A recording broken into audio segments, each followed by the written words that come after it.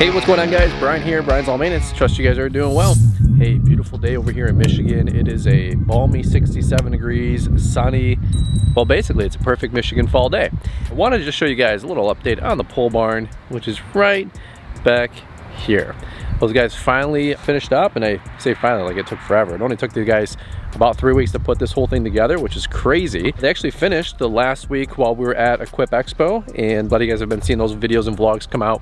Hopefully you guys are enjoying all those videos. We had Steel and Xmark and Crest and a couple of day in the life vlogs and so much more. So let's do this really quick. First thing I want to say is shout out to the Morton's team. They caught wind, like I said, that we're putting this whole thing together. So we were able to partner up with them on a couple of videos, and we did a podcast as well that should be coming out, if not this week, next week, with, I think his name was Sean Kane. Really nice guy, very smart guy, very easy conversation. And so make sure you guys check that out if you guys want a little bit more information on the whole barn building process. One thing I wanted to just do on this video is show you guys the actual building, because it's 99% complete, but also let you guys know that in the next couple of weeks or month or two even, I'm gonna do a full price breakdown video on the barn. I've been getting a ton of requests about that, rightfully so. I would love to know what things cost and what a building costs in 2023 and beyond. Seems like most of the numbers and most of the videos you get to watch on YouTube are pre-COVID, and I will tell you, building something in 2023 is not the same thing building it in 2018, 2019, or even 2020 if you locked in some of that pricing. So, all right, can I show you guys the big grand reveal? It's gonna, still be a process here. We've got to get concrete, electrical, water, garage doors, all that stuff is coming down the next couple of weeks, but hey, the shell's looking pretty good. It's just finished up on Friday. I think the last thing I have to do is the blow insulation, blow it in there for the roof line for the insulation. But beyond that, the building is basically done from the Morton standpoint. So you guys want to come with? Let's check it out.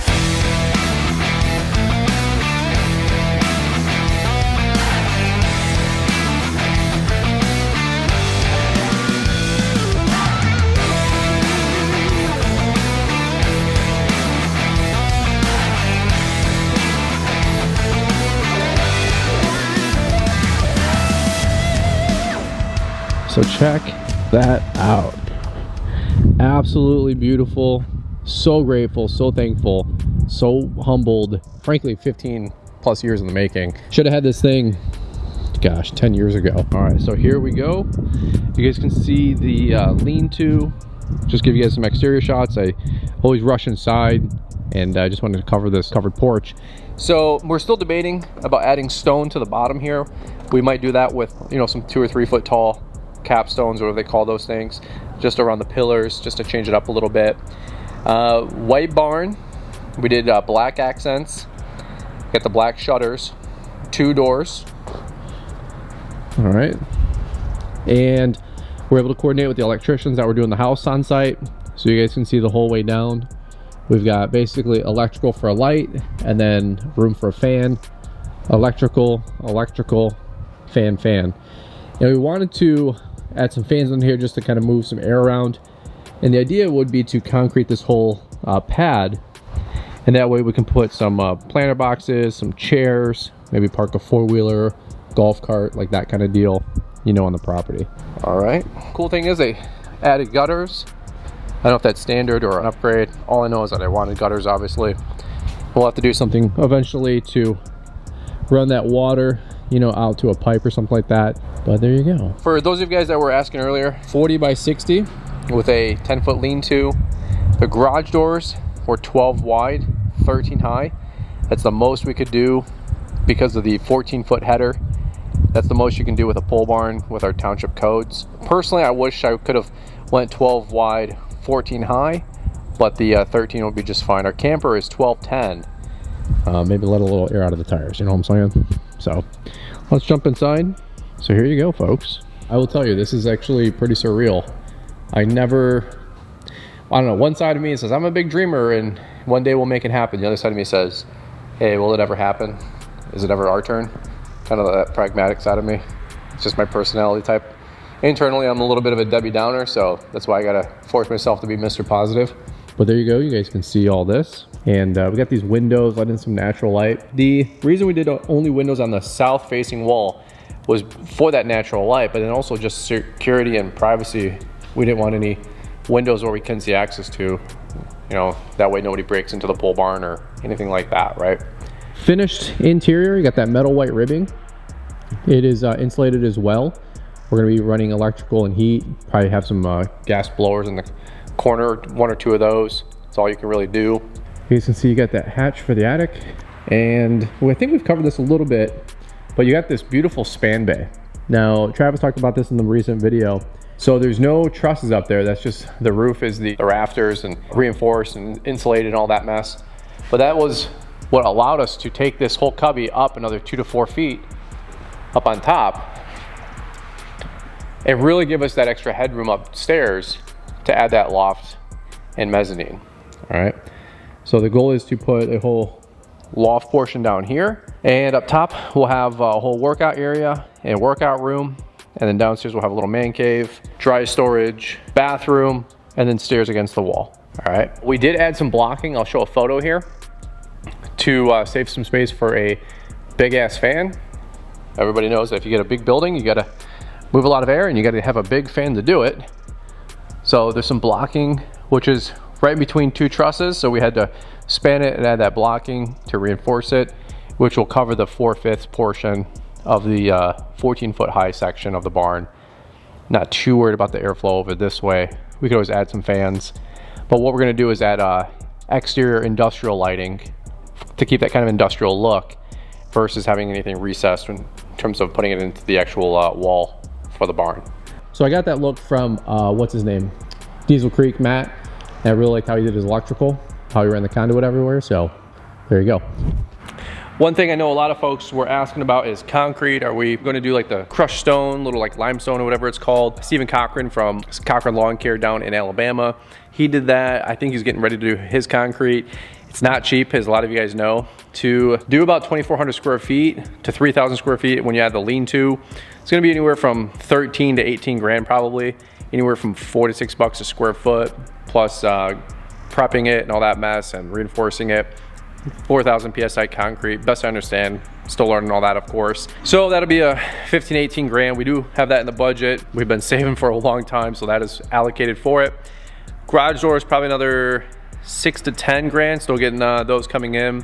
Probably another 5 to 10 with the loft and bathroom. The tub was, I don't know, $500. Cheap shower tub, you know, dual shower tub that we got from our plumbing fixture place. And then heating and electrical, still got to figure all that. A couple grand for each of those, no doubt about it. The inspector came for, I think he's checking our fireplaces and all the gas. So that's pretty cool. So far everything's been going pretty well. By the way, building our home too. If you guys are new to the channel, check out our second channel, Building It Together. Got a lot of great stuff going on over there. One thing that somebody was asking, are we going to put like an apron out front? Absolutely. I actually got that from, it might have been Mitchell, but he built an apron out front about 15 or 20 feet.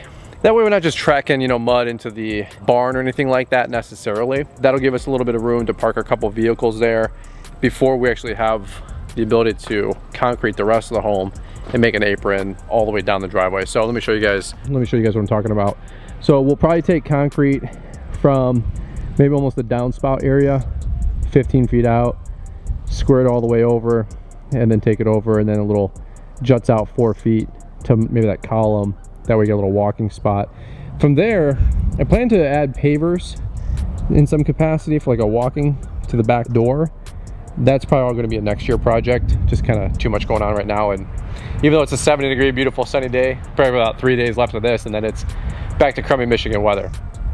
But at least if I can get an apron out here, maybe even take it this far, then basically for the construction site, this will be a whole nother pour next spring, taking all the way down, and this will just have a little seam, and we should be able to blend that together no problem. So there you go, folks. Again, you got that beautiful M up there, Morton's. Absolutely dreamed about this for a long time. Got that little eyebrow covered window, kind of keep the water off the whole area. The lean-to with the lights. Very, very grateful, very, very thankful. So now here's the final portion, right? Is getting everything in there, back in the camper in there, getting the loft built, framing everything. There's still a lot of work to do. Frankly, I was hoping to get this done in like June, July, August. Obviously, we're going into the first part of November here in a week, and still got a lot to do to make it totally operational, totally functional. So as soon as we have the concrete and everything like that done that I was just talking about, the idea is to get rid of those 4 storage lockers probably sometime first part of December. I'll get some hours for the guys there. That way they can get everything transferred over with me. And then one question I actually had for you, and this is how I know if you guys watched the whole way. Leave me some comments down below if you don't mind. Tractor or a little forklift, high-low. If I get some pallet racking in here, I got to figure out a way to get those pallets up top. We want to get a tractor next spring, but I need something with probably 1,500 to 2,000 pound lift capacity, something like that for our plows or dump inserts or, you know, whatever, some bigger equipment along the way. And that's what I want to utilize some of these walls for, and that extra height. So if you guys have any suggestions on a cheap high-low or a Moffett, I think they're called, or a tractor that has the ability to lift 1,200 plus pounds, leave me some comments down below what you guys use for like a shop machine. Not a skid. I don't have that kind of money just yet. One day, but I don't really need anything like that. So anyway, that's kind of what I got for you guys in today's video. Just a little update there. Dreams come true, and super grateful for how everything turned out.